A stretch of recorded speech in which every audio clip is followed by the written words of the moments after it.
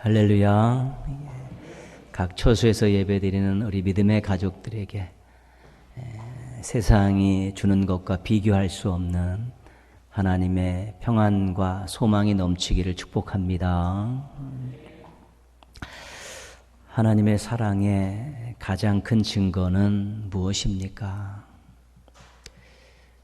우리를 자녀 삼으시려고 독생자 예수님을 이 땅에 보내주신 것입니다. 예수님이 우리를 사랑하시는 가장 큰 증거는 무엇입니까? 죄인인 우리를 구원하시려고 십자가에 달려 죽으신 것입니다. 목숨을 주신 것입니다. 예수님의 사랑은 영원하고 불변합니다. 지금도 계속되고 있습니다. 중요한 것은 우리들이 예수님을 사랑하느냐는 것입니다. 부활하신 예수님께 베드로에게 이렇게 물으셨습니다. 네가 나를 사랑하느냐?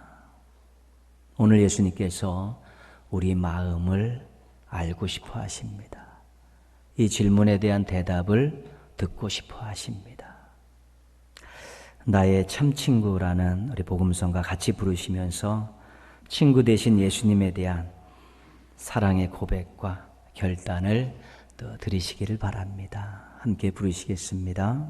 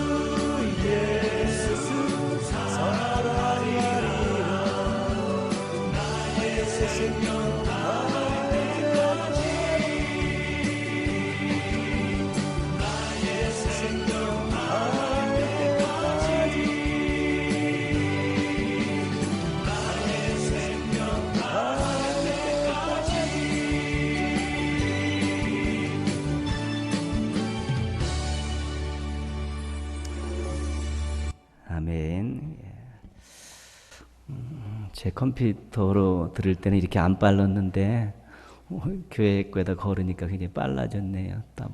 다음부터 조금 신경 써야겠구만요.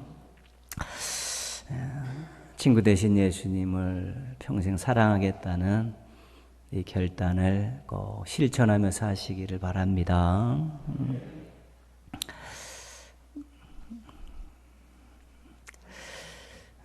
창세기는 시작의 책이라고 할 수 있습니다. 천지의 시작, 인간의 시작, 죄의 시작, 민족의 시작, 이 시작과 관련된 것들이 다 기록이 되어 있습니다. 또 창세기는 가정의 책입니다. 아브라함의 가정, 이삭의 가정, 야곱의 가정에 일어났던 일들을 아주 자세하게 기록하고 있습니다. 믿음의 조상들의 가정인데 아주 좋지 않은 면도 숨기지 않고 다 드러내고 있는 그런 특징을 가지고 있습니다. 이 가정들의 공통점이 있습니다. 많은 공통점이 있는데 그 중에 한 가지 공통점은 뭐냐면 자식들의 불화 때문에 가정에 어려움이 생기고 가족들이 이산가족이 된 것입니다. 형 이스마엘이 동생 이삭을 놀리는 것 때문에 하갈과 이스마엘이 쫓겨나게 됩니다. 동생 야곱이 형 에서가 받을 축복을 가로챘다가 도망자가 되어서 외삼촌 집에서 근 20년 동안 그렇게 살게 됩니다. 형들이 동생 요셉을 시기하여 팔아넘기고 죽었다고 속여서 20여 년 헤어져 살게 됩니다. 이런 자식들 때문에 부모들은 가슴에 상처와 한을 가지고 살게 되었습니다. 가정에 있어서 이 불화라는 것은 가족들의 마음에 상처를 주고 때로는 서로 보지 않고 이산가족이 되게 하고 그걸 바라보는 부모들의 마음, 그것 때문에 또 힘들어하는 자녀들의 모습들을 결국은 만들어낼 수밖에 없는 것입니다. 시편 133편 1절은 이렇게 외칩니다. 보라, 형제가 연합하여 동거함이 어찌 그리 선하고 아름다운고. 믿음의 가족들이 함께 사랑하면서 화목하게 사는 것이 선하고 아름다운 일이라는 것입니다. 하나님 보시기에 그렇고 세상 사람들이 보기에도 그렇다는 것입니다. 또 육신의 그 자녀들이 서로 화목하게 지내는 것도 선하고 아름다운 일입니다. 부모님들 보기에 그렇고 이웃들이 보아도 그렇습니다. 아버지 하나님 보시기에 아름다운 신앙 공동체를 만드는 것, 신앙인의 사명입니다. 부모님 보시기에 아름다운 가정 공동체를 만들어가는 것, 신앙인의 의무입니다. 세상 사람들이 보아도 너무 아름다운 화목한 교회와 가정을 만드는 우리 귀한 성도들 되시기를 주님의 이름으로 축복합니다.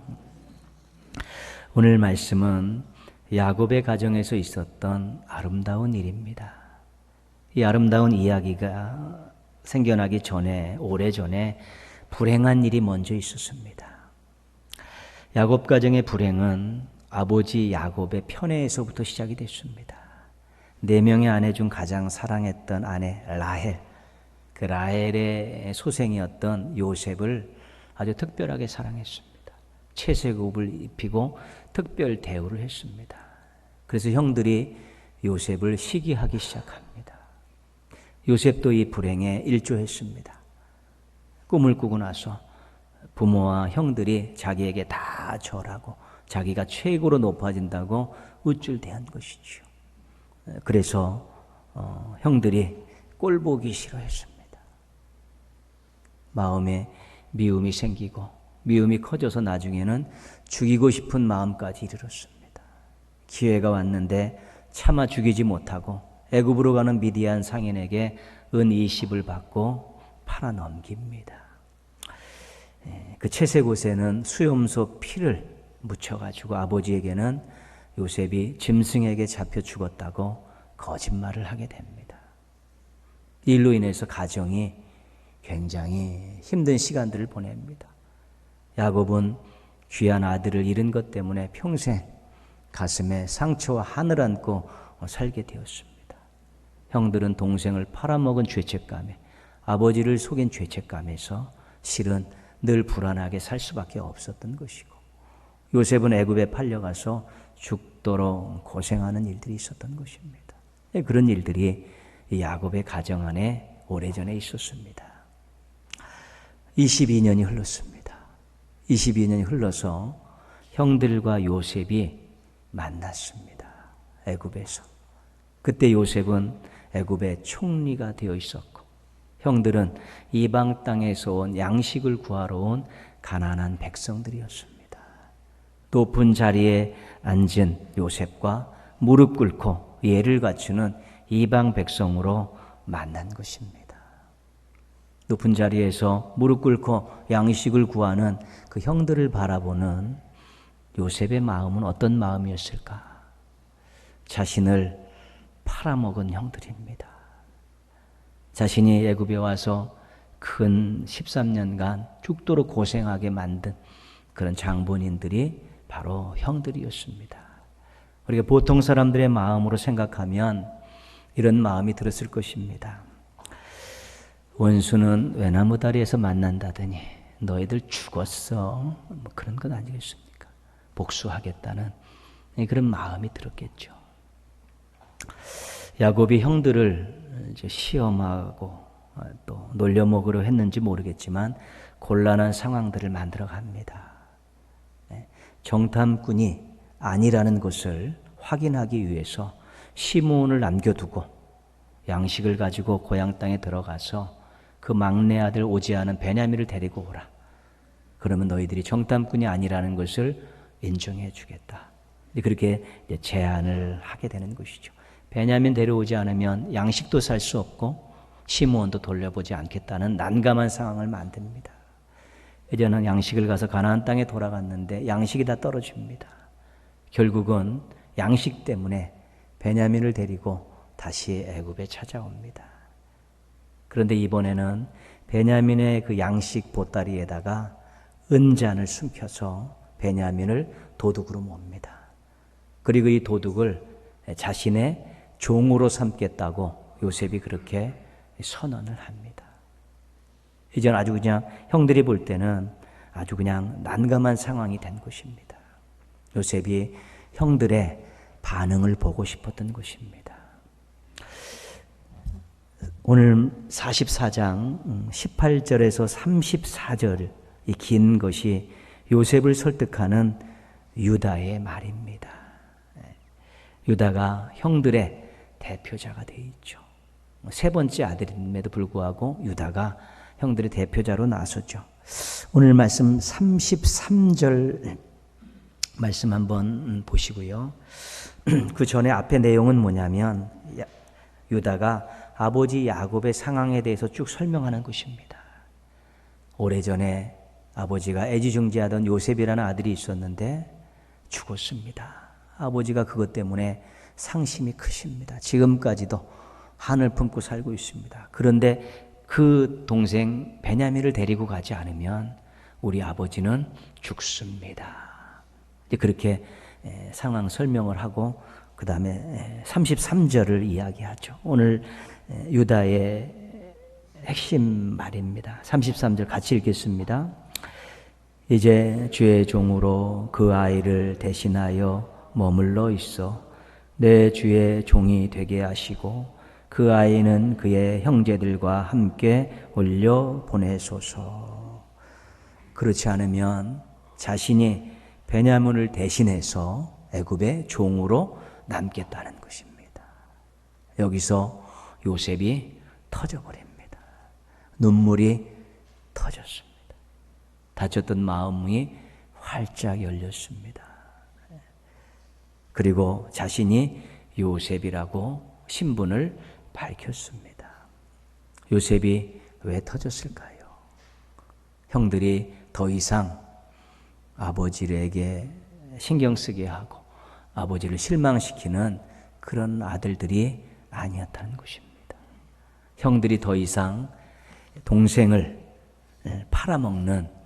파렴치한 인간들이 아니었다는 것입니다. 자신을 희생하며 아버지를 위하고 동생을 살리려 했던 형들이었다는 것입니다. 예전의 형들이 아니요. 대신하여 아버지를 대신하여 또 동생을 대신하여 자신을 희생하려고 했던 그런 형들의 모습을 보면서 요셉이 눈물이 터지고 마음이 터지면서 이제는 그가 화해의 손길을 내밀게 된 것입니다. 누구를 대신해서 희생을 자처하는 일은 감동스러운 일입니다. 누구를 대신해서 희생을 하는 그런 모습들은 정말 그 속에 사랑이 담겨져 있는 모습입니다. 이사야 53장 5절입니다. 그가 찔림은 우리의 허물 때문이요 그가 상함은 우리의 죄악 때문이라. 그가 징계를 받음으로 우리는 평화를 누리고 그가 채찍에 맞음으로 우리는 나음을 받았도다. 때문이라. 찔리고 상한, 메시아가 찔리고 상한 이유가 뭐냐는 것입니다. 누구야? 죄인인 우리 때문이라는 것이죠.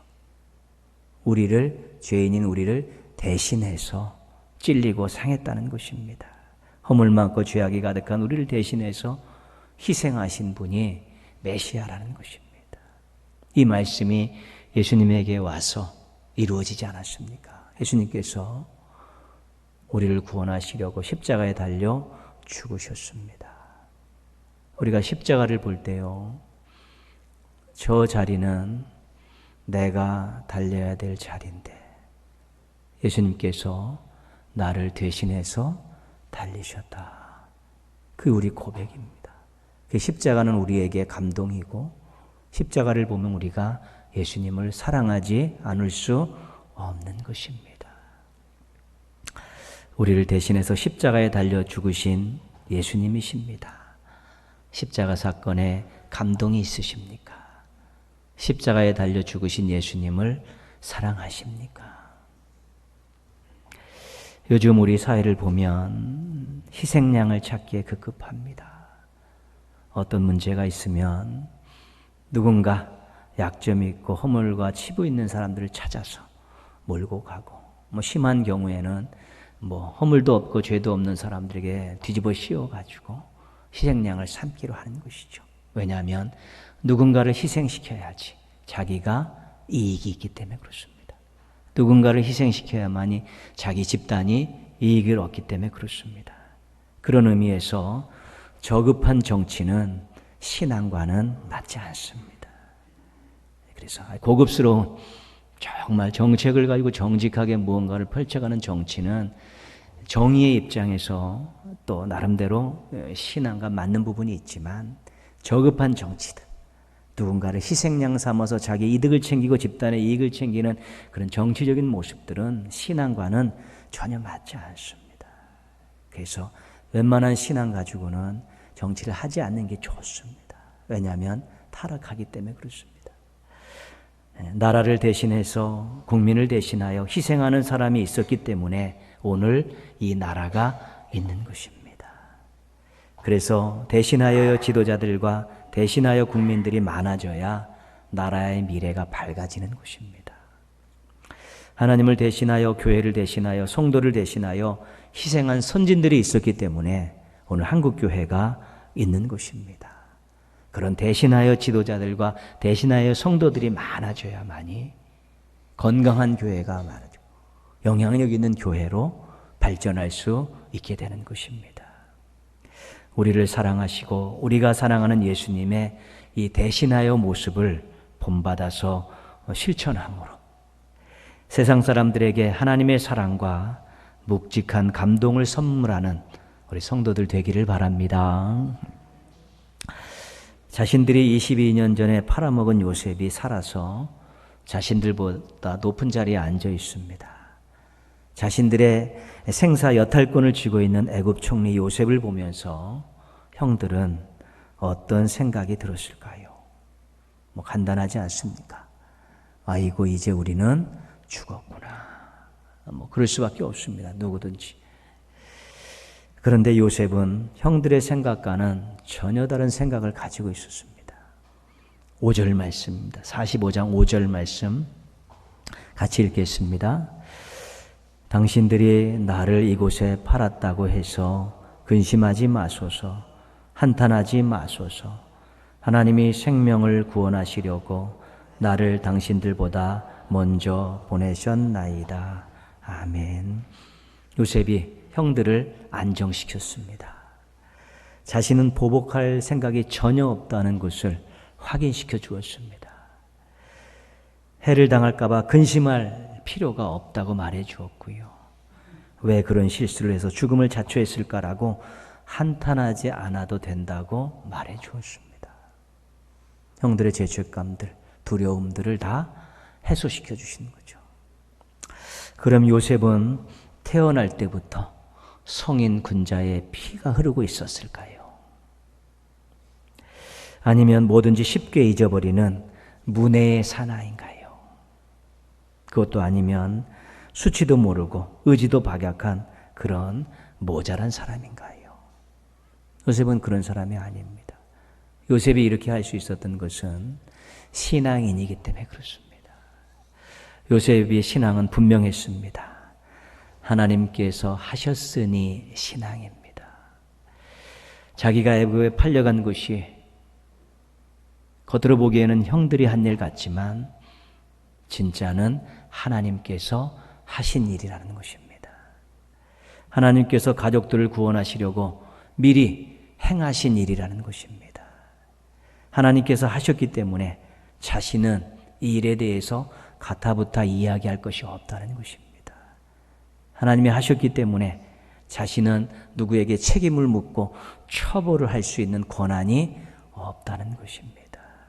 그것이 요셉의 신앙입니다. 후에 아버지 야곱이 죽었을 때 형들이 또 한 번 두려움에 휩싸이게 됩니다.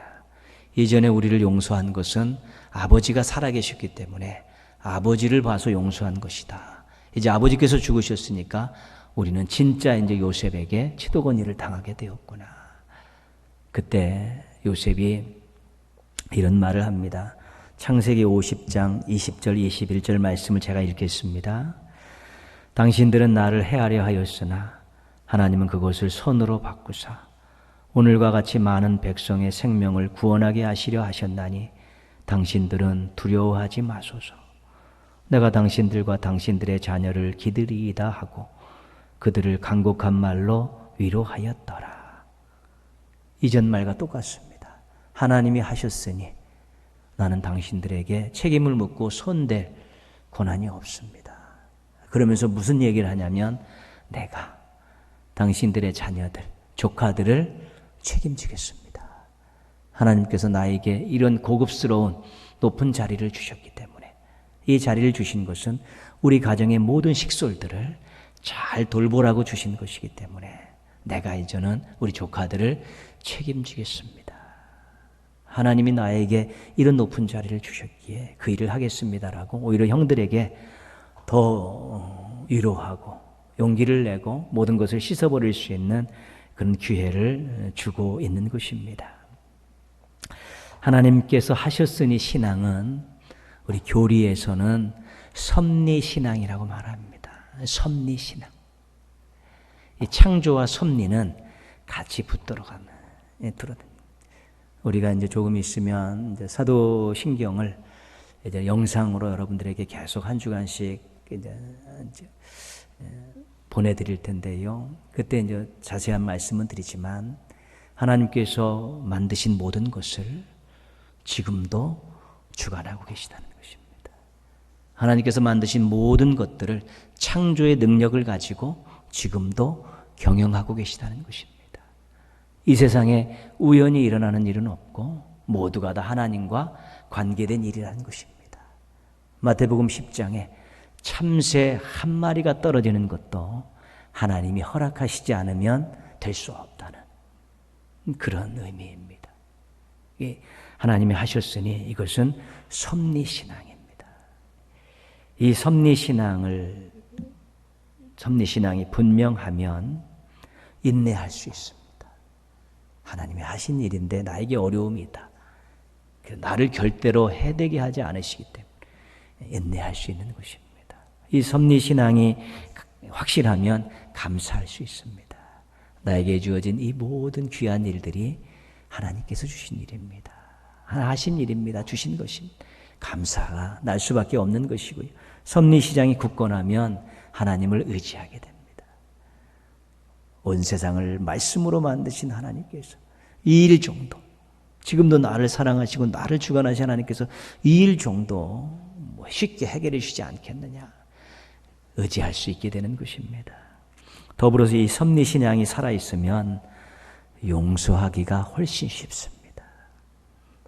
저 사람이 잘못됐지만 이 일을 통해서 나에게 많은 교훈이 있고 나의 신앙과 삶에 또 새로운 도전들이 있으니 나를 유익하게 하시려고 하셨으니까 내가 한번 용서할 수 있게 되는 것입니다. 인간들의 교만이 하늘을 찌를 듯합니다. 다 알고 있는 것처럼 말하고 행동하는 사람들이 꽤 있습니다.